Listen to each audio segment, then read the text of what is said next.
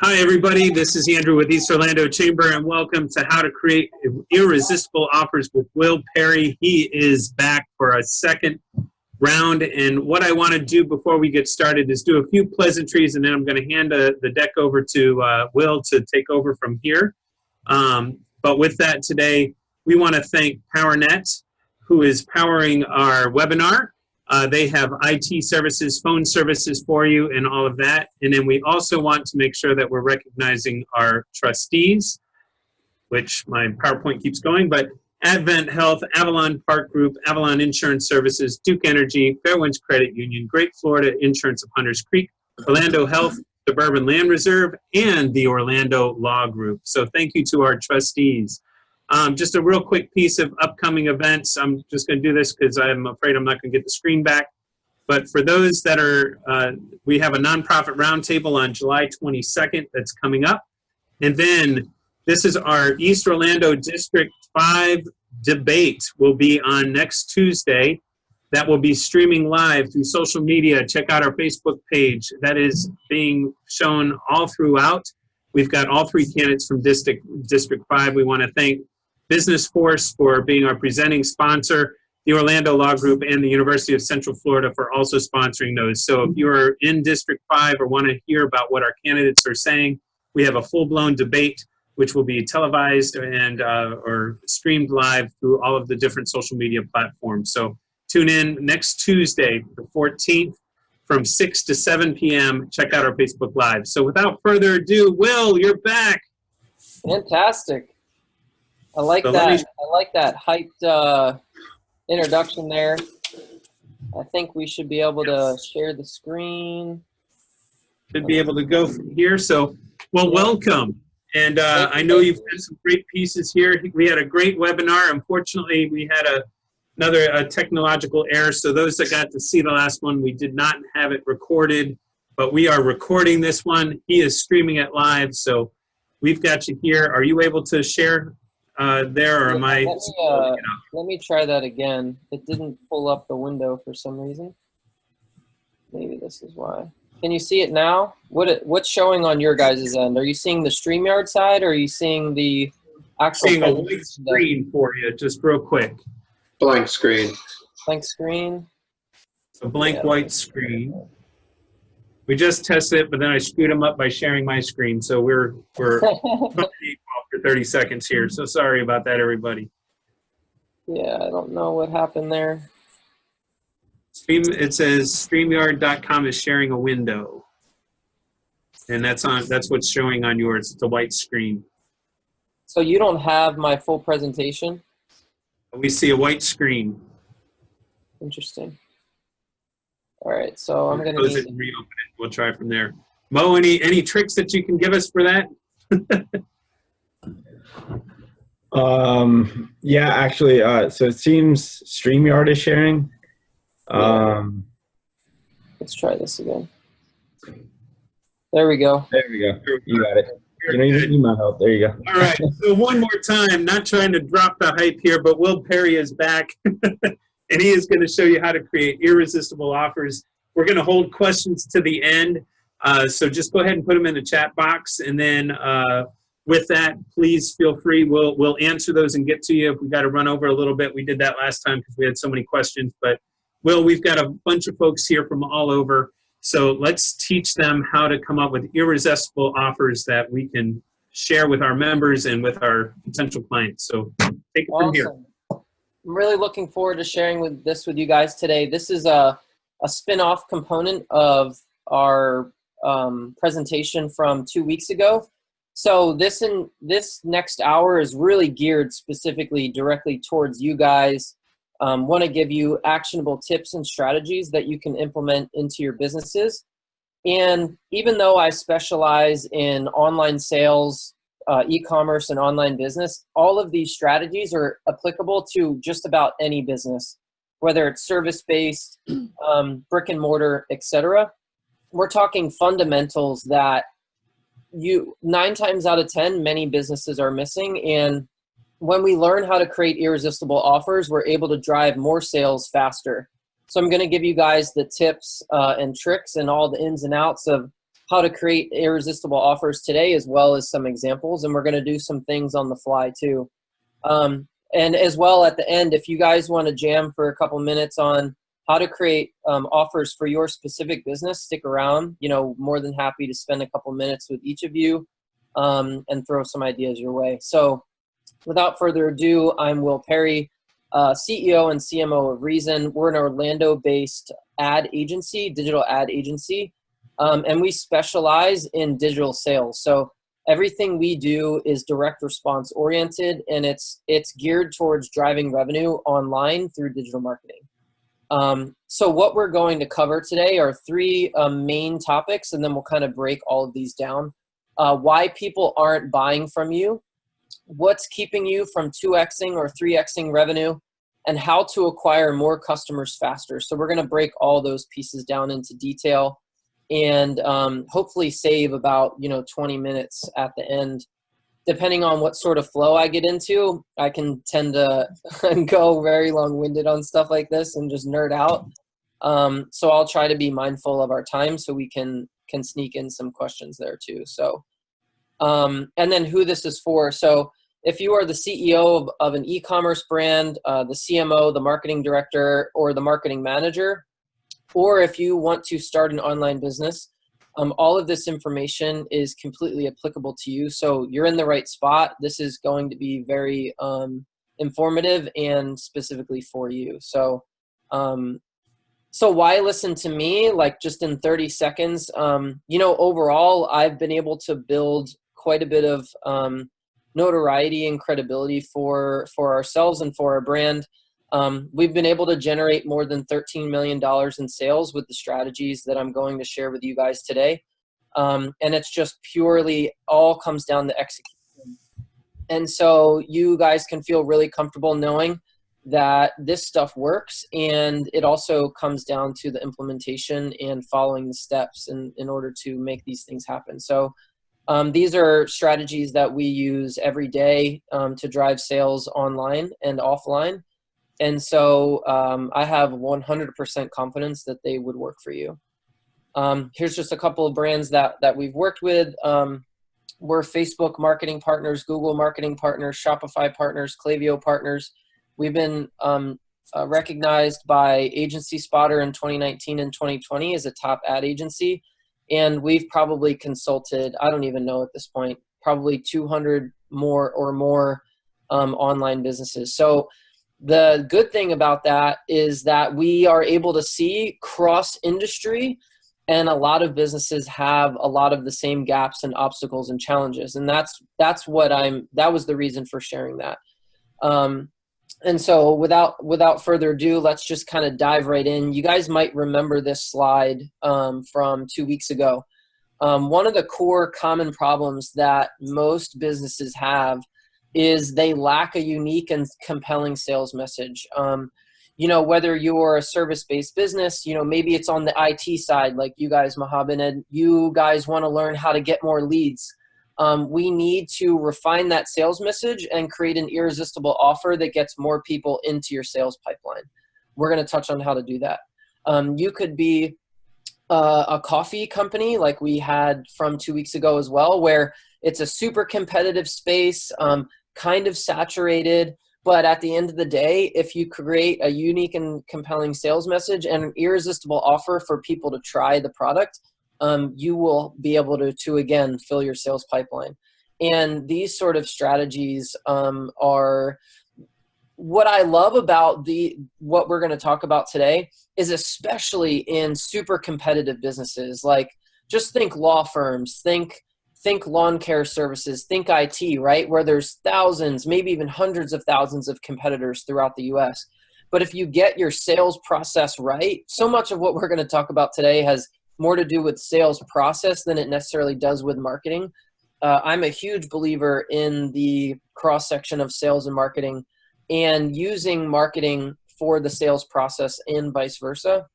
And so, basically this whole topic of when there's a lack of a unique and compelling sales message, the strategy that should be implemented is creating an irresistible offer. And this is the really important point if you're taking notes, that removes the risk of purchase. especially in those competitive businesses, right? Think IT, think lawn care, think coffee, think lawyer, law firm, right? Like most everyone's kind of selling the same thing. So how do I remove that risk of purchase? We're going to go into that.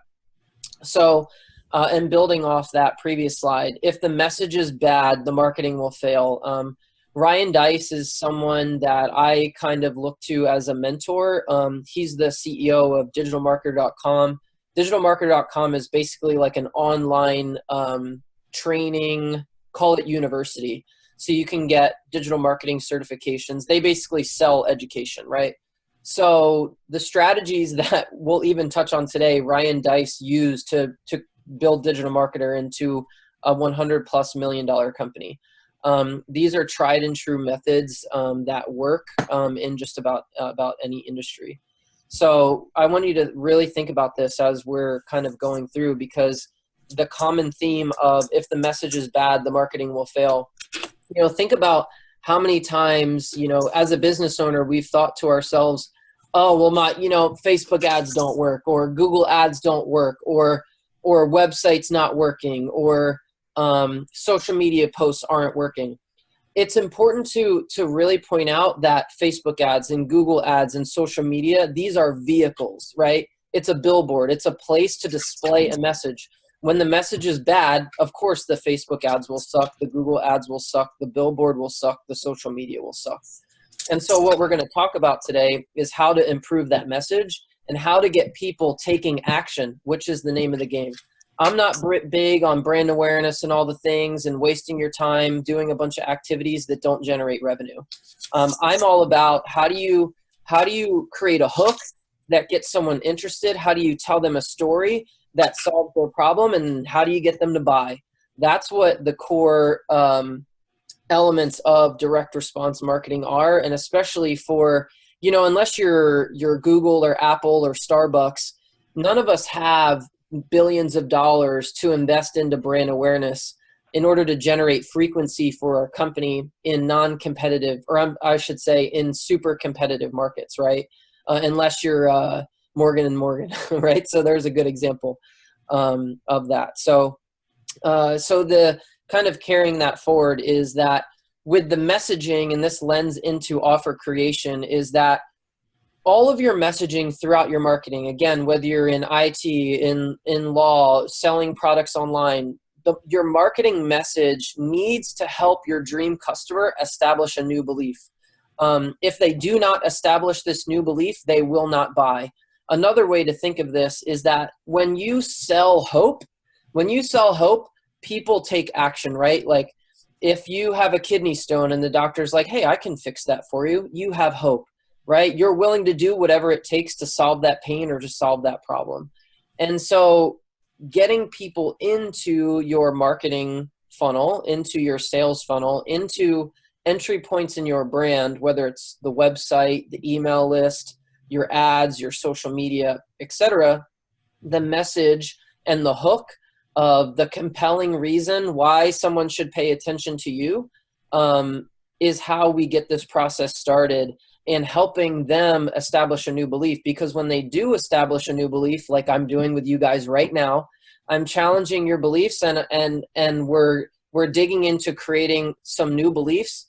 And, you know, at the end, which I'm not going to do this, presenting an offer, you probably would be more likely to take me up on that call to action, right?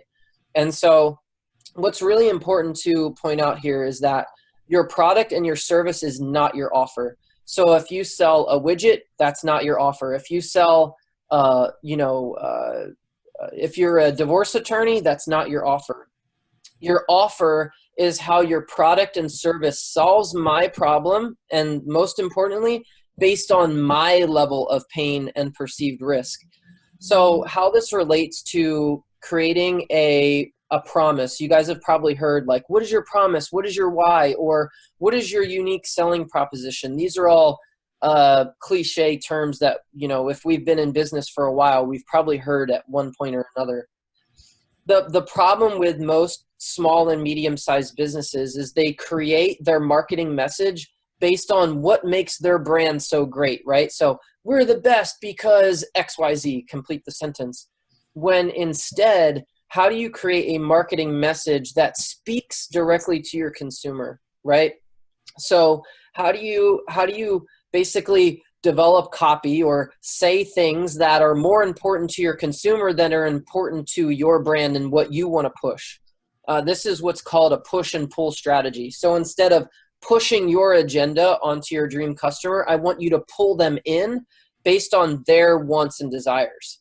And that is a very core component on how to create your offer, because it's based on how to solve their problem. When you put something in front of them that solves their problem based on their interests, they're going to take action and they're going to take you up on what you're offering. And so kind of how this all relates is that it is really tough to sell something that isn't unique at all, right? So some of our, businesses that, are in every city across the US, right? Let's just use the same examples.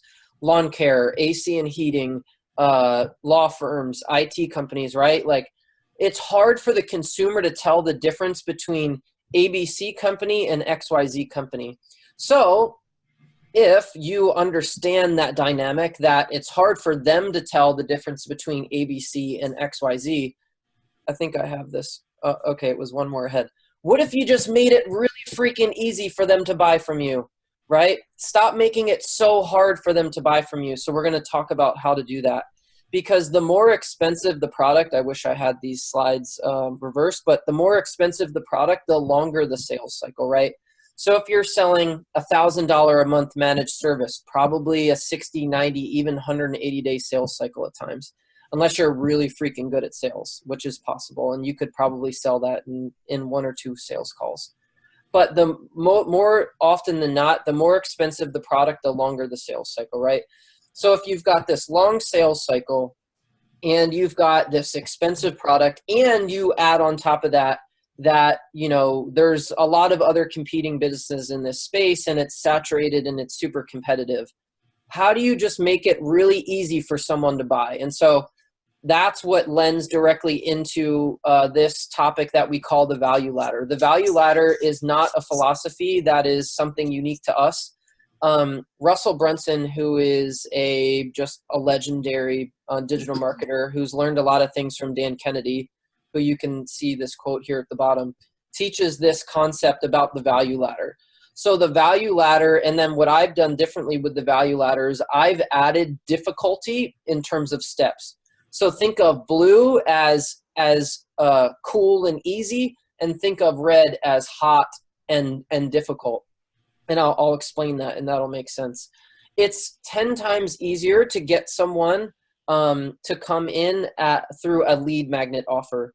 Lead magnet offers are things like quizzes, surveys, ebooks, right?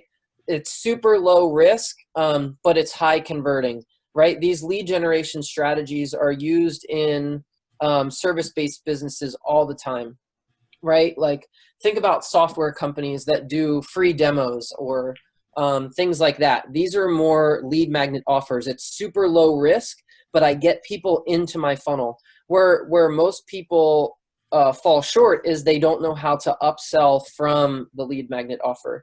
So let me just kind of take a step back real quick and touch on what the 4 main types of offers are. You've got lead magnet offers, you've got tripwire offers, you've got mid-priced offers, and then you've got additionally high ticket offers.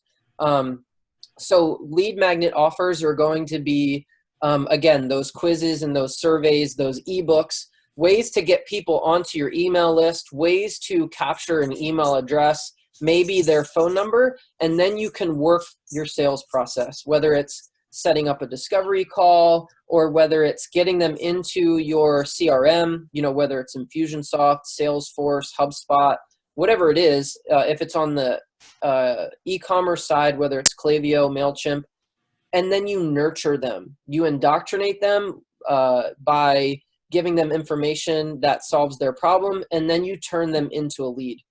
So that's how you would use a lead magnet offer to get someone into your sales pipeline. That's the easiest way. It's more of a quantity than a quality sort of strategy most often.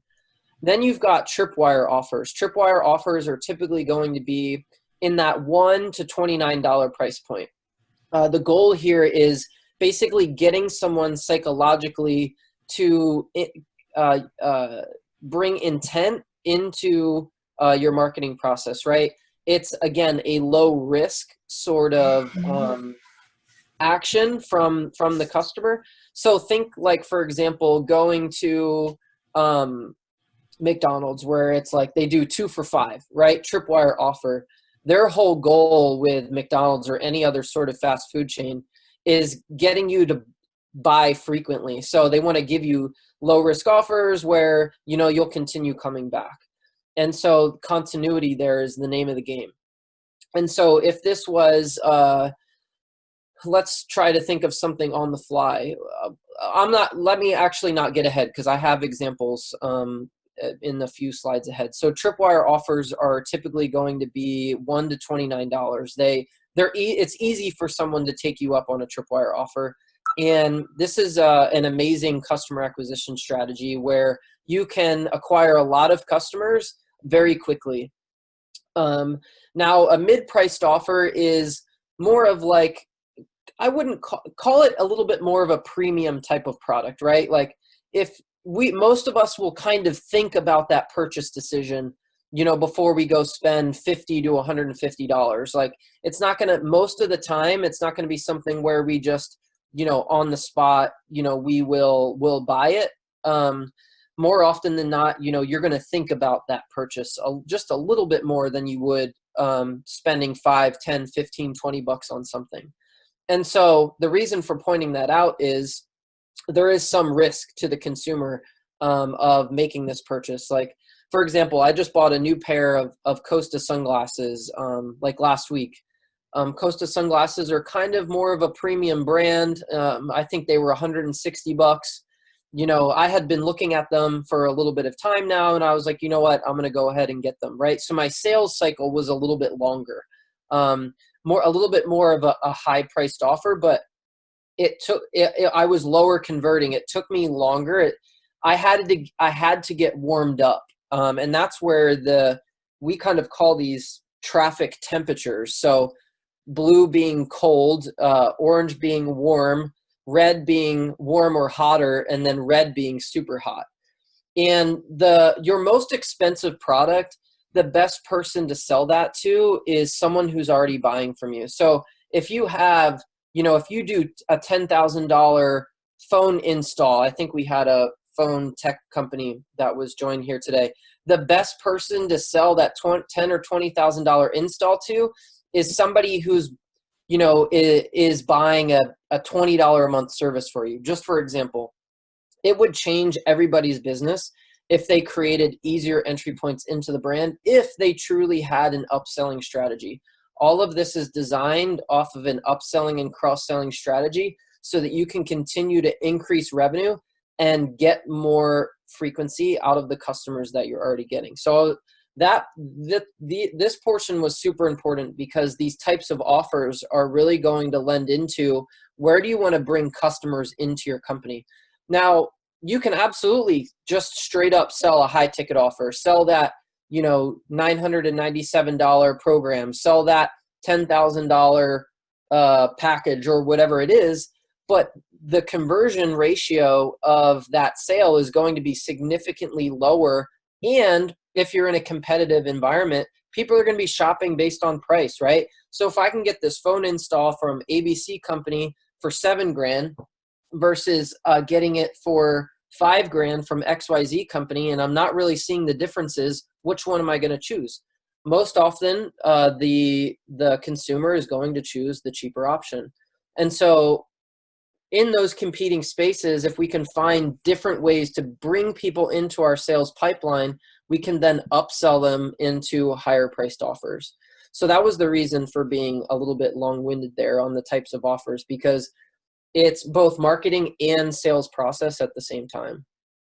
So quick check-in, Andrew and Dorothy, how am I doing here? I know that I'm kind of really pumping a lot at the moment, but is everything kind of seeming good so far before we kind of get more into some detail about offers? I think we're good so far. Okay, Just awesome. double checking questions. I think keep going and we'll hit them at the end. Awesome. Yeah, for sure. More than happy to clarify any bit of this so that you guys truly have actionable steps that you can implement.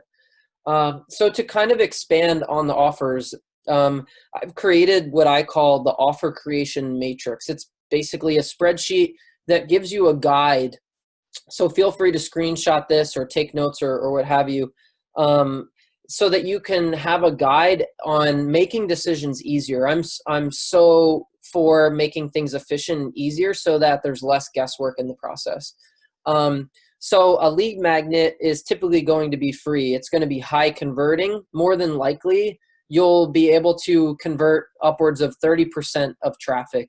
Think about this webinar is kind of a lead magnet in a lot of ways. You guys have seen software companies do webinars, and then at the end they pitch for a service or what have you.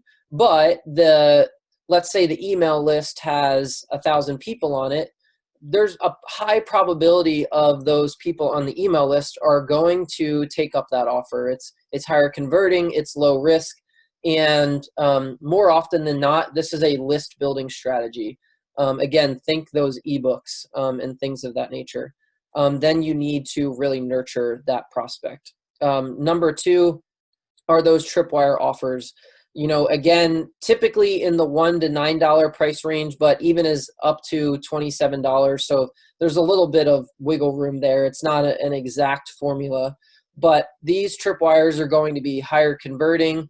They're going to be low risk to the consumer.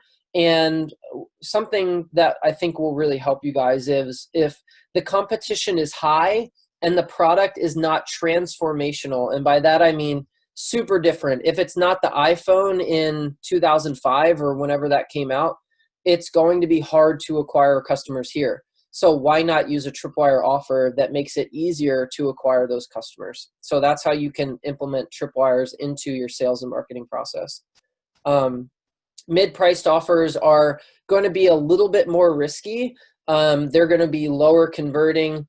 And if on the converse side of this, if competition is low and the product is first to market, this is when you would want to test at a normal retail price point. If the product is innovative and there's very little competition, you can roll the product out right away without having to be overly creative on how to acquire customers, because first and new sells all the time. First and new sells. So then progressing into high-priced offers, high-priced offers are going to be lower converting and high risk. So again, if competition is low and the product is first to market, you can come right out of the gate selling that $500 iPhone because it's nothing that anyone's ever seen before, and the early adopters will buy it, and then everyone eventually will start to take on that behavior. But if you have a $200 product and competition is high, you're going to need to resort to going back to the beginning of the value ladder, looking at lead magnets and looking at tripwire offers to get people into your sales funnel. And I think that's probably the best way to really summarize how to use this to your advantage, is that if competition is high, go to the beginning of the value ladder and work the sales process. This is a long-term mindset with regard to building business and acquiring customers and turning prospects into paying customers. And it's what you will need to do in order to significantly generate more revenue. So let's touch on now the parts to the irresistible offer. So we kind of understand messaging now. We understand a bit more about what our consumer wants. We understand the types of offers. And now how do we roll that all into one and create an irresistible offer? So there's 5 components that I kind of consider as part of the irresistible offer. One, you've got the sales message. I just grabbed something that everyone can probably relate to or has heard before. Lose 10 pounds with 90P90X in less than 90 days. That sales message is a hook. It creates curiosity. It gets you interested. And it entices you to want to learn more of, well, how exactly does that work, right? The benefit is what this product will do for me. So we talked a little bit about earlier about the difference between creating a message that is more about you and your product or your brand than a message that is purely about the benefit to the consumer. So what can you do for me? Like, what problem will this solve? What pain will this take away? Focus your marketing message on that. Number 3 is then the product itself.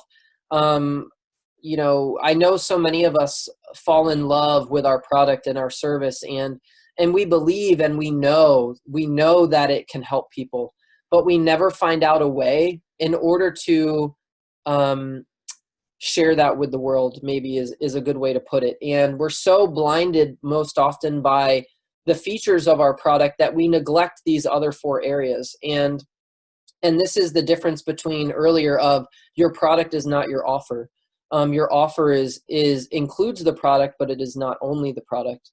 In addition to that is going to be the payment terms. So is there flexibility? Like, are we making it really easy for someone to buy from me? Is it, you know, if you're selling a $2,000 program, are you only looking for the $2,000 up front, or can I make 10 payments of $200 a month, right? That flexibility in the terms of the deal lowers the barrier of entry, and it lowers the risk for the consumer, right? So taking all of these things into consideration. And then lastly, the price. So if I don't understand what makes you different, and I don't understand what this will do for me, and it's super hard for me to buy, of course I'm going to shop on price.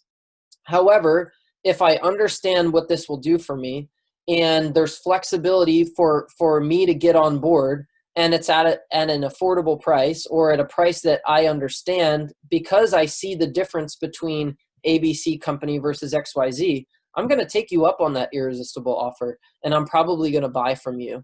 And so, guys, I really want to stress the importance of these 5 components to creating an irresistible offer, and then looking at this previous slide with the types of offers as the entry points into your sales process. I know this is about marketing, but it's more about selling. Like, how do you take sales psychology and use it in your marketing? That's where I think most people miss, is that they create these banners and they do these events and they sponsor, you know, the chamber, and, you know, they support this XYZ thing, and it's all brand awareness, right? Like, at the end of the day, we have to drive sales from our marketing. And if our message is poor, our marketing will fail. And so it's more about sales psychology and consumer psychology, and bringing them in based on their wants and desires, and lowering their risk, the consumer's risk, and really making it easier for them to buy from you. Most likely, if you've struggled to increase sales or scale sales, it's because it's too difficult for your customer to get started. So the easiest thing I could ever tell anyone is just make it easier. Like, how do you make it easier for them to get started with your company?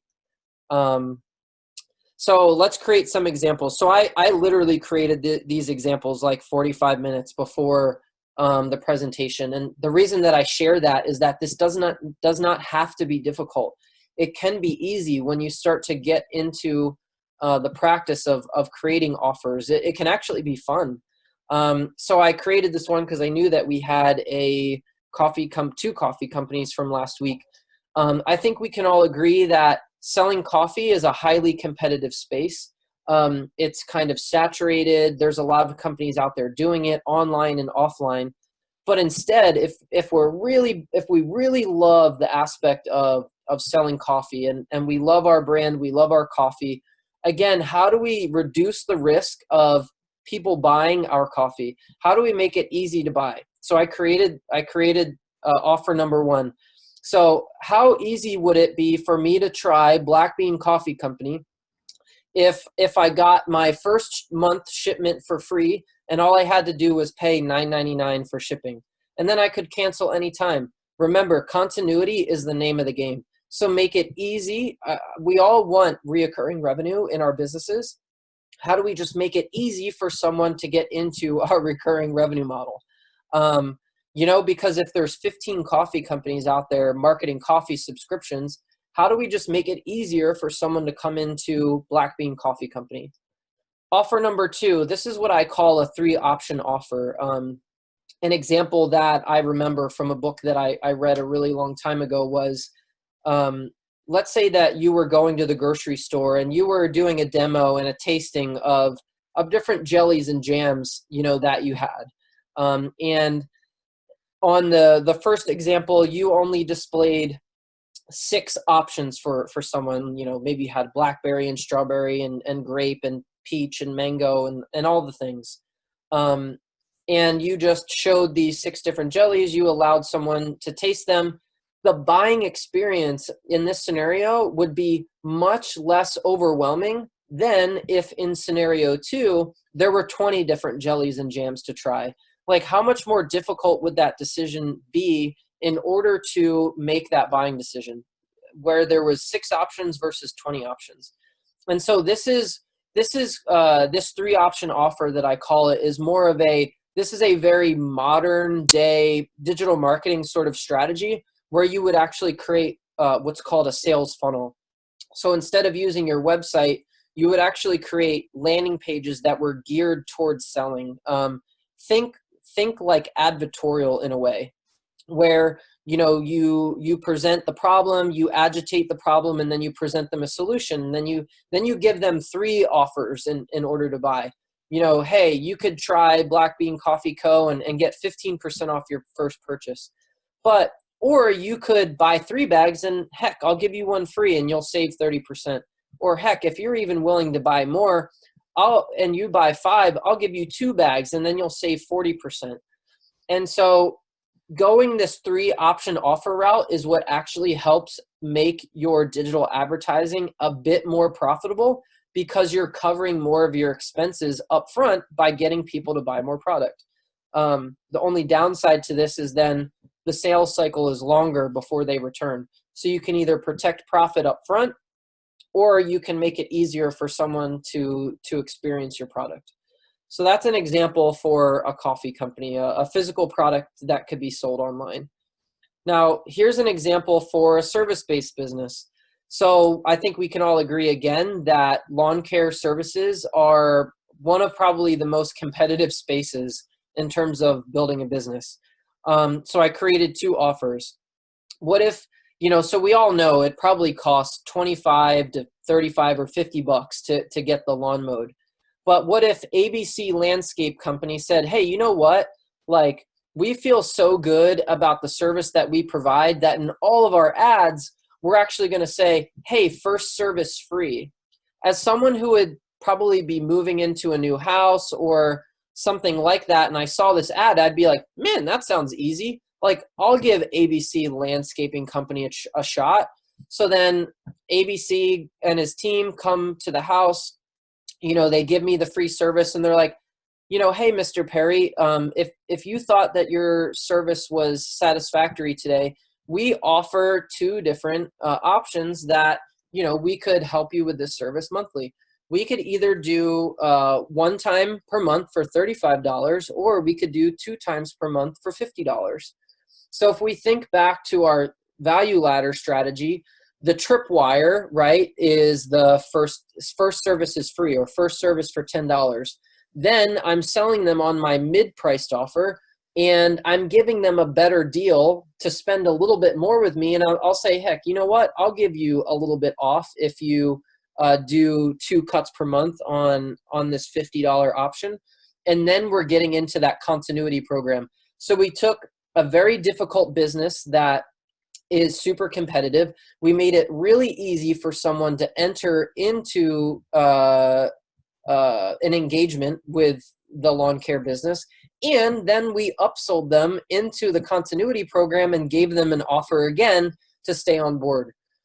So this is what I meant when I said that, like, this strategy can be applied to just about any business. And if you can apply it to lawn care, you can apply it to just about anything. It just takes a little bit of brainstorming and understanding, moving people from point A to point B to point C to point D, and you will grow your sales process. So that's a couple of examples there. So notice how easy we made it for you to become a customer. And that's how we can grow more sales faster, is just by making it easier, especially in competitive industries. So I want to touch on this example again that we touched on 2 weeks ago, that some of you guys may recall, about Purple Mattress. This is a brand that we're probably all familiar with. They sell a pretty commoditized product, being mattresses, and yet their projected revenue in 2019 was $400 million. And I want to break down the art of the irresistible offer to you guys, that Purple used in order to acquire customers. We all know that they have great ads. They have great video ads, and they spend millions of dollars on these video ads. And, you know, that's besides the point. But the point in the structure of the offer is that they've taken more than just the mattress, and they made it a lot easier for me to try it.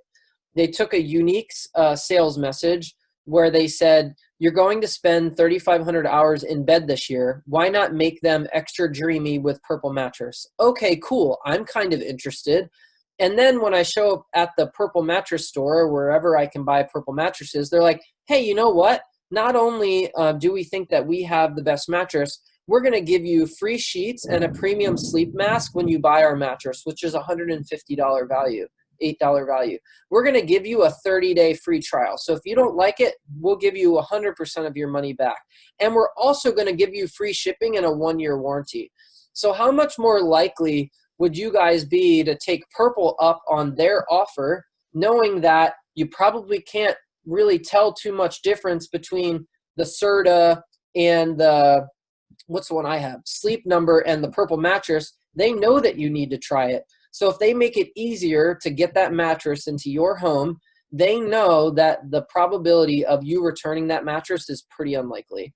And at that point, it really becomes like a matter of financial analysis and arbitrage of, you know, how many people basically return the mattress and how many people actually keep it. But I want you guys to see how simple this ad is. This is a Facebook ad, and it all comes down to consumer psychology, understanding what the objections are of someone buying, overcoming those objections with your irresistible offer, and just making it really easy for them. So this is a very practical example of breaking down even a company that is you know, a very large company, and how they're using this in their marketing.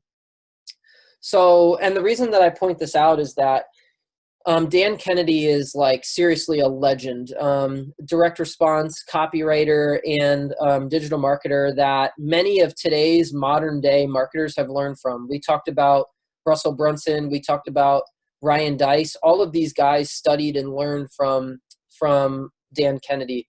A great book for you guys would be The No BS Rules of Direct Response Marketing. It's a super easy read. It's all about how to write copy that sells. So if you understand how to write copy that sells, you will 100% drive more sales. And so Dan says, and has said for years, he who spends the most to acquire a customer wins. And the reason that I want you guys to really think about that is that he who owns the gold rules, right? And so, you know, it takes dollars in order to market. It takes dollars in order to generate sales. And those that are willing to do that are the ones that thrive and succeed.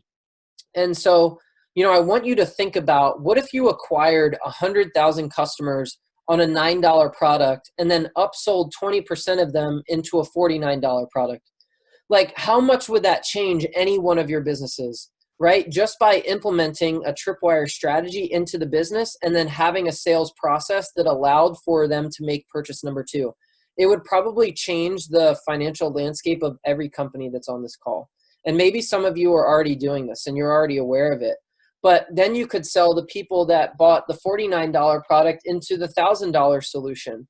And now you're increasing revenue even more exponentially just by going back to the root of risk to the customer, making it a little bit easier for them to try and to buy, and then having a plan to move them through their customer journey.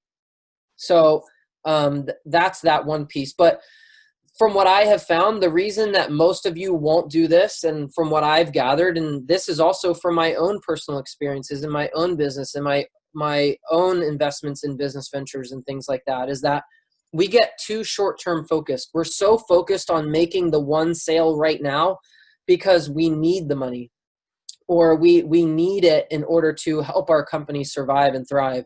Many of us are afraid to spend or to invest.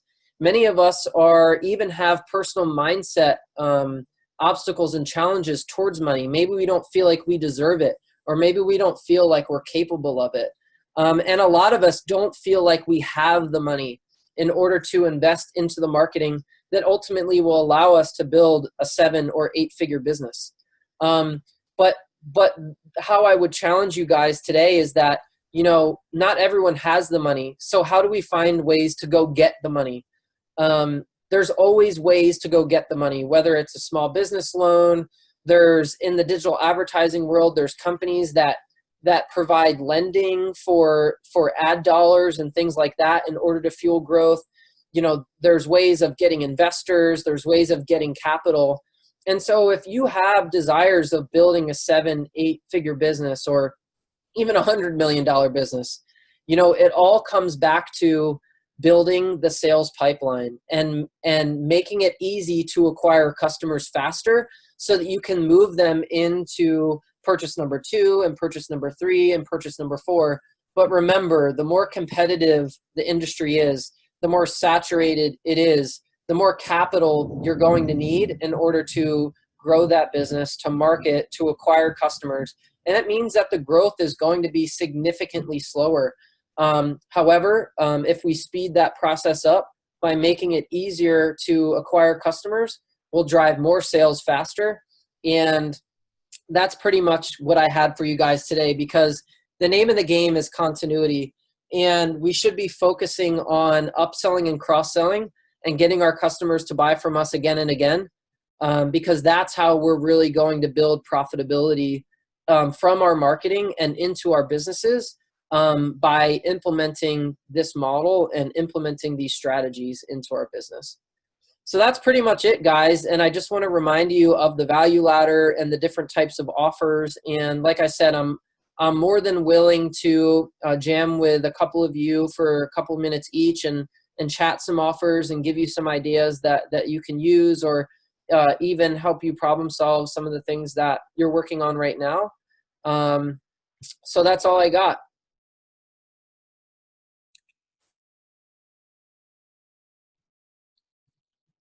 Andrew, Dorothy, are you guys there? Any questions? I was typing in the chat box and didn't come back up here. Yeah, I'm more than happy to answer anybody's questions.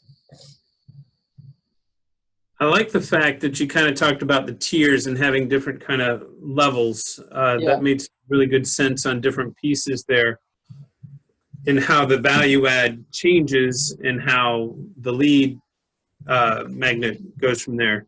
Yep. So,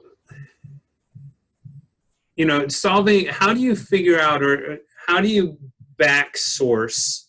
Yeah. Because you talked about finding, solving a person's problem, and all of us have products, but are there any good tricks or methods to look at? So when I'm putting my messaging out there, Yep. to how do I go about that to find, I've got a great product, I know it solves many things, but what do I target? How can you back talk us from great question. finding the solution and then working it back? Yeah, great question. So let's stick with the coffee example. One of the best ways is to read reviews from your competitors. So, let's actually use the IT company thing and share a little bit for Mohammed. So let's say that you know of 10 competitors in the city of Orlando.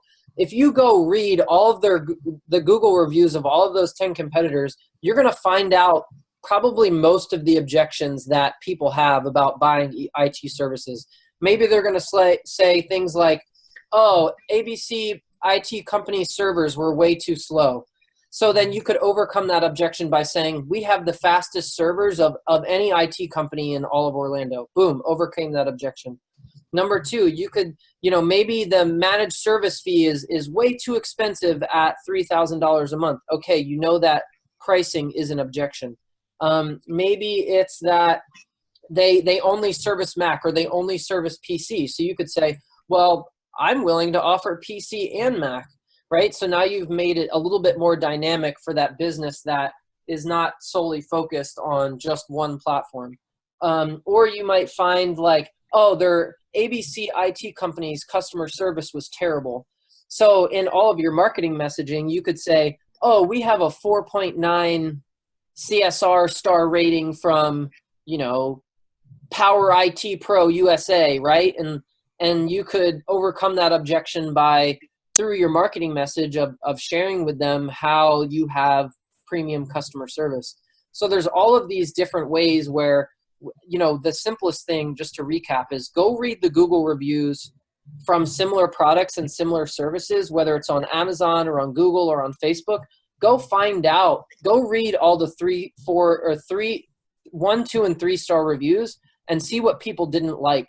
And then use that information in your marketing to overcome the objections of your consumer. Does that answer the question? Yeah, I like that. And somebody did type in, we have, how does the 16-word sales letter work into My this? man, Tim, you remember the book from last week. Okay, so that was the other part that I was going to share. Can you guys see, is this coming through onto the screen? Connie, you got the book. I love it. Okay, so I'm going to give some things away right here. There are 10 questions as part of the 16-word sales letter. And this when I copyright, this is exactly how I start. I go read the reviews of all the competitors on Google and Amazon. And then I get an idea for what people are saying.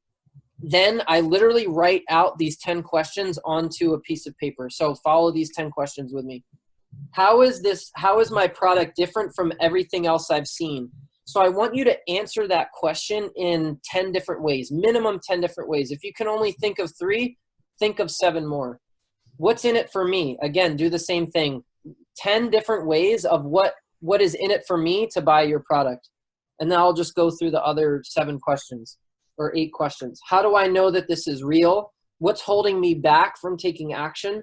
Who or what is to blame? Why should I take action now? Why should I trust you? How does it work? How can I get started? What do I have to lose? So Tim, I'm going to put this in like a super simple context. Think of every infomercial that you guys have ever seen on TV. The structure of every one of those scripts is in those 10 questions. If you guys can learn to overcome the objections of your customer through those 10 questions and then design and develop your marketing based off of that, you will literally crush it. That's how we are able to be so successful, because we know what the objections of the customers are, and we just overcome every one of them, whether it's in ads or emails, or you guys have all seen advertorials or long-form sales pages that are landing pages. That's why those pages work, because they know what you're thinking and they know what your objections are. They just present the information. Then you're like, oh, wow, this is easy. I'll take them up on that offer. So hopefully that was a good, concise way of blending all of that together.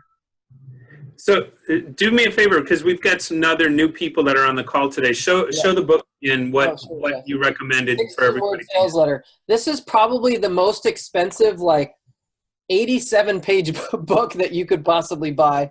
I think it's like $39 on, Connie said, yes, it is. $39 on Amazon.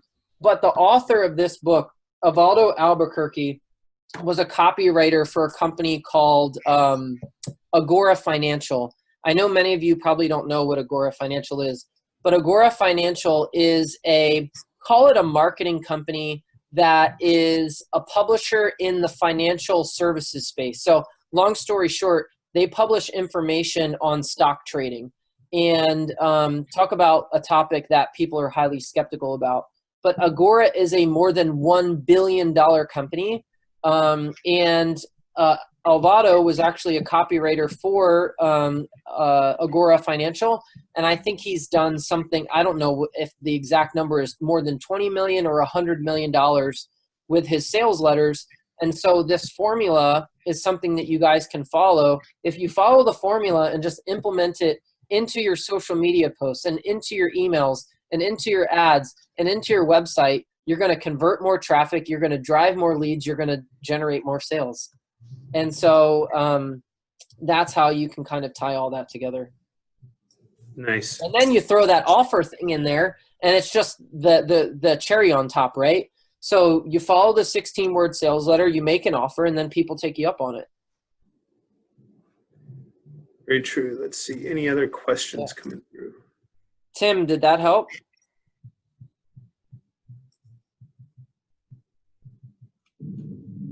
Nice, Margie. You should definitely get it. $35. Best $35 you'll ever spend in your life. Yeah, Tim, those questions are on like page 87, I think. 16 questions in the 16 book. So, yep, Margie, I just went to Amazon too. So that's a great piece, and you've got some great other things. Is there anything else relatable that anybody wants to share or has questions for Will? We've hit the 12 o'clock mark, and if you're heading out anywhere, it is storming here in East Orlando. So yeah, it is here in downtown as well. Yeah. So let's Awesome, see anything. awesome. So this is great. So Here, let me give you guys an example real quick, right? And I don't have an offer to give to you guys, but let's say that I did. I bet, what is there, 16, 15 people on this call? I bet if I made you guys an irresistible offer right now, I bet 80 to 90% of you would probably take me up on it. I would just love to hear how many of you would say yes, just for the sake of the example, right? I hooked you guys based on how to create irresistible offers. I overcame your beliefs. I helped you solve a problem. Now, if I said, hey, I'll design an ad campaign for you guys for free. Hopefully I don't get in trouble with the chamber for this. I'm not actually doing that. But if I did, then I bet you guys, probably 90% of you would take me up on that. especially this for free, but even if you had a dollar amount, I think you would end up, you created the buzz, you created a solving of the problem, you got everybody drawn in. Now you do the sales pitch, and that's the hook. There you go. So, but I wanted to say that just for the sake of the example, right? That like any sort of presentation or an ad, like you can use the same formula in whether it's an ad, a presentation, an email, a landing page, a social post, any of it, to get people to take action. And that's what this is all about. And I think so many of us miss the ability of getting people to take action from our marketing. And that's why our marketing fails. It's because of the message. And when we figure that out, it changes the game. It changes the freaking game.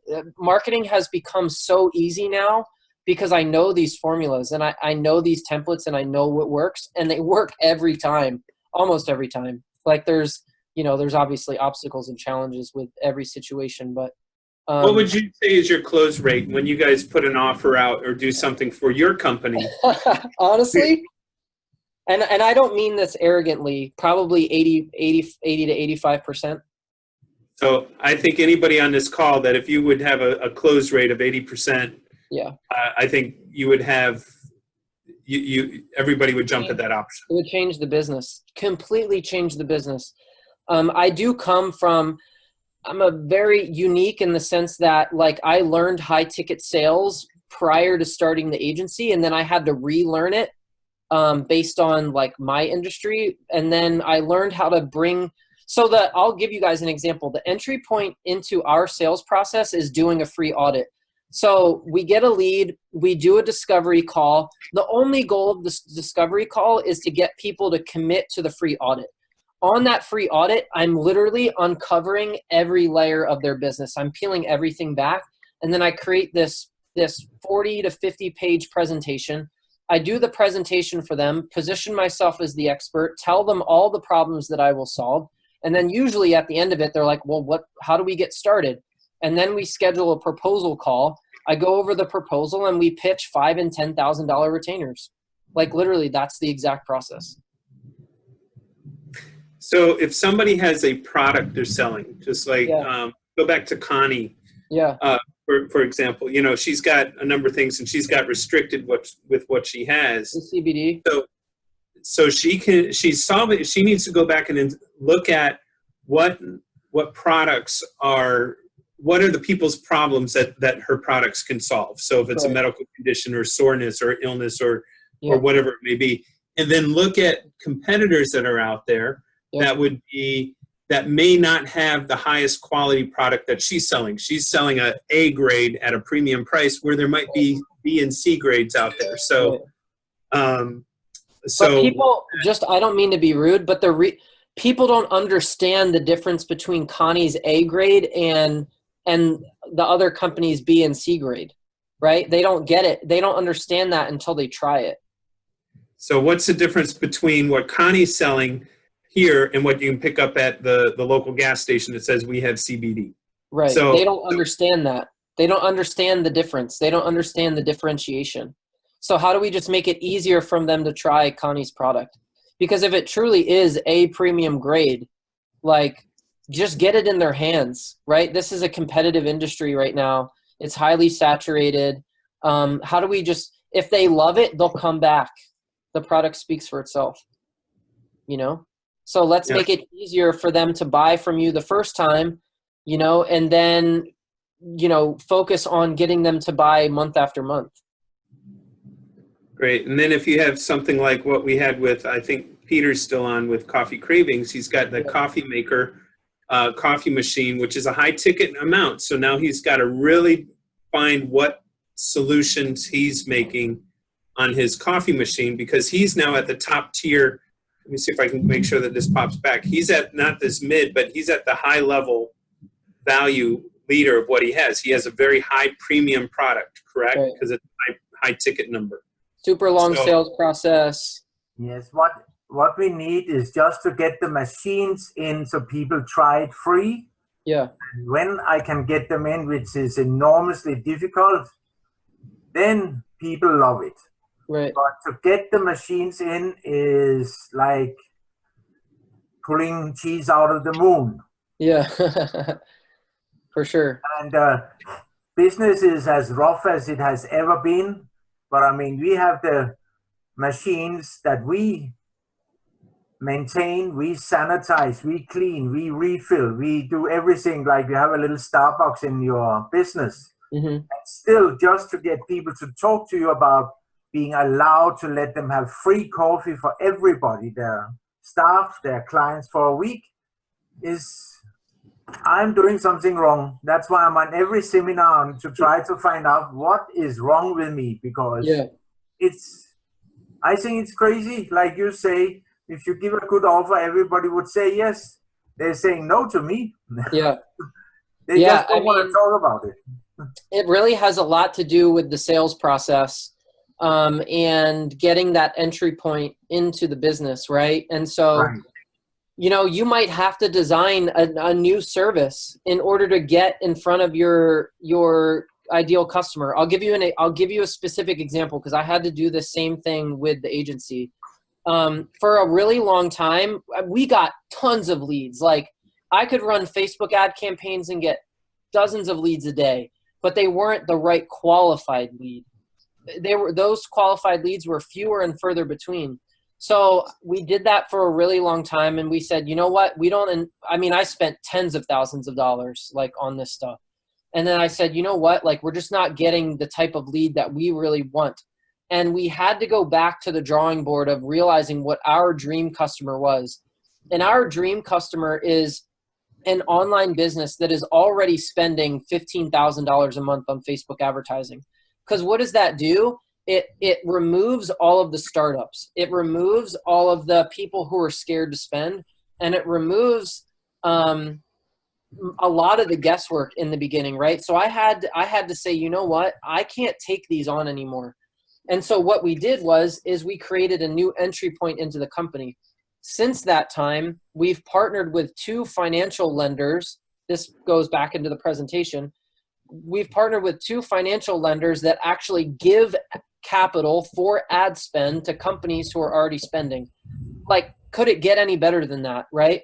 Then they refer our company to us, and like, then I go into my discovery call, my audit process, and I close deals, right? So how could you go create an alignment? Maybe it's partnering with the distributor who already has your dream customer. Maybe it's I don't know your business enough, but maybe it's creating a coffee setup cleaning thing, and you do the lawn care service idea, and you say, hey, like, we're just, we're cleaning all the coffee stations in the entire building. Like, would you guys, like for us to do that?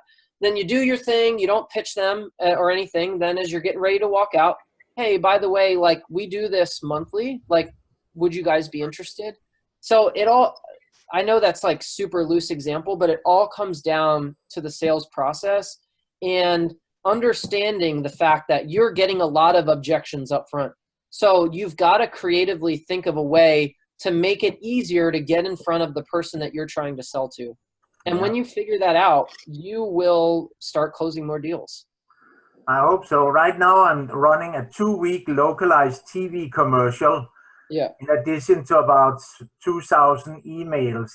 Yeah. And over the 2 weeks, we are on day 10.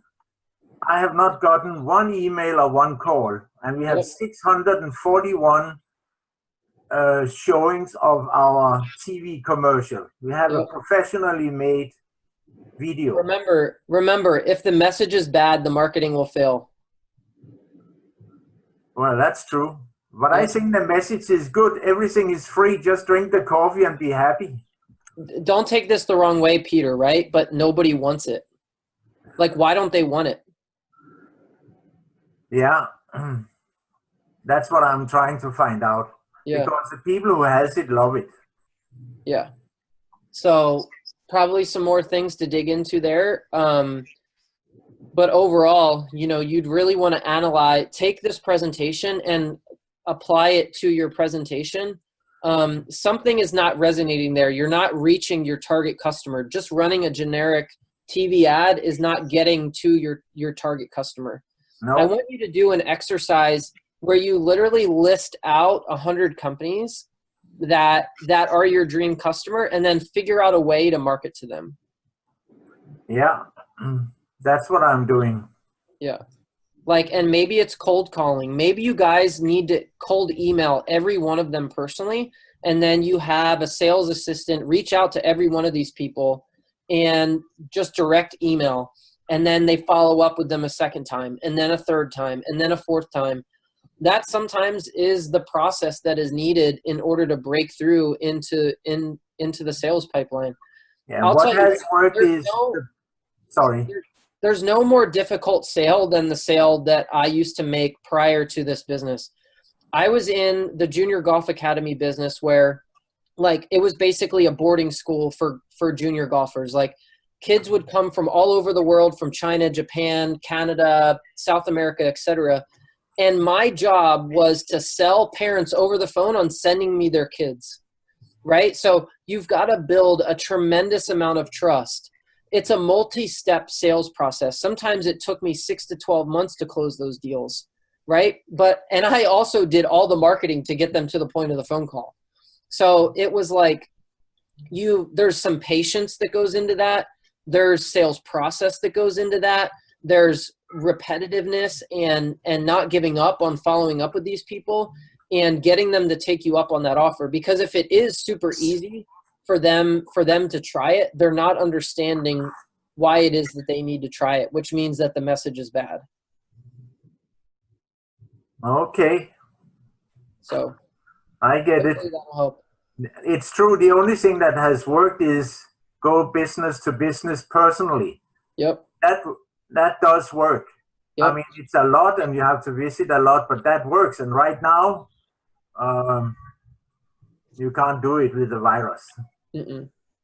Yeah, it's going to be hard for you guys to sell through digital advertising and through direct mail and through TV ads. I don't think that's the right strategy for you.